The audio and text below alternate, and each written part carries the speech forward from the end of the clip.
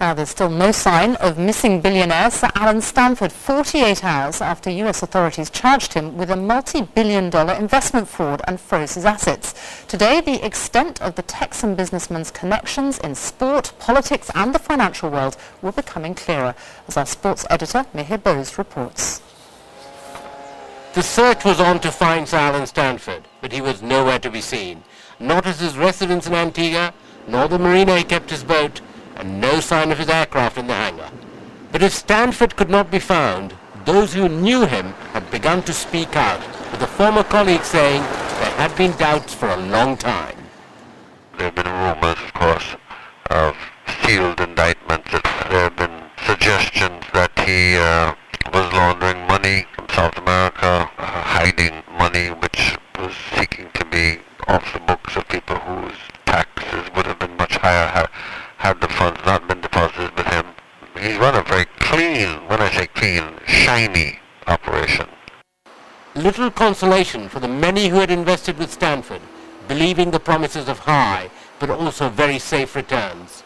They gathered outside his worldwide offices, seeking reassurances that not all their money was lost. It's back.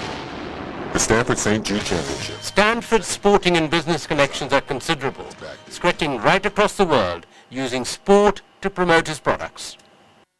His company trades in more than 100 countries with tens of thousands of clients. As well as the 2020 cricket, Stanford had connections to the ATP tennis tour and professional sportsmen like golfer Vijay Singh and Newcastle striker Michael Owen. Prince Charles acted as a host at one of his charity polo matches. He made donations directly to President Obama as well as Republican and Democratic parties in the US. When it came to cricket, Stanford held out pots of money and was invited to become a partner of the English game in its newest form, 2020 cricket. Tomorrow, some of the bosses of English cricket will be meeting here. There have been calls for heads to roll, but Giles Clarke, the chairman, has the backing of the majority of the counties. What the people here have to work out is how they can restore the damaged reputation of the English game following the Stanford fiasco. The whole thing was done on the very best of motives to try and find ways that we could help improve the earnings of our players and English cricket as a whole. But as more questions keep being asked about Stanford, cricket's involvement will face greater scrutiny. The game needs to work out a strategy of restoring its reputation. Mihir Bose, BBC News. The time is coming up to 6:20. Our top story tonight. An operation has begun to recover a helicopter which ditched into the North Sea en route to a BP oil platform. And as many people spend their half-term week under leaden skies here in the UK, are they doing it by choice or because they're forced to do so by economic hardship? Join me a little later to find out.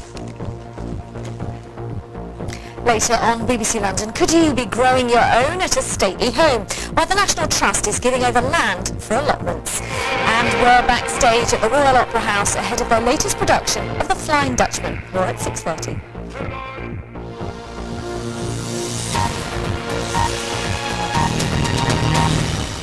Rail passengers in Britain are paying the highest ticket prices in Europe. Research by the watchdog Passenger Focus suggests train fares here are 50% higher on average.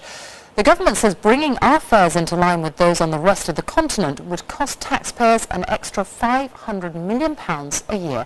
Well, our transport correspondent Tom Simons is in